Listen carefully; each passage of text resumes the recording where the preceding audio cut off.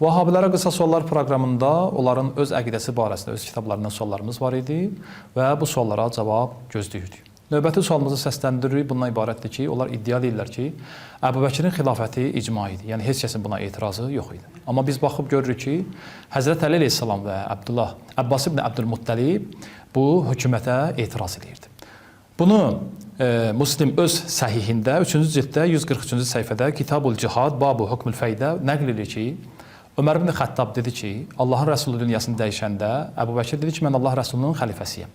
Mən Peyğəmbərdən eşitdim ki, dedi ki, özümüzdən sonra bir şey qoymarıq, hər nə qoysuq, sədəqədir.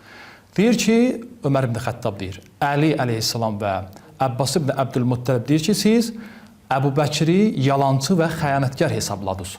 Ondan sonra, yəni Əbu Bəkir dünyasını dəyişəndən sonra deyir ki, mən oldum xəlifə, məni də yalancı və xəyanətkar hesab elədiniz. Mənim sualım Vahabilərə budur ki, necə olur ki, siz iddia edirsiniz ki, icma idi bu xilafət. Amma Ömər deyir ki, Həzrət Əli əleyhissalam etiraz edirdi. Bu suala cavab gözləyirik.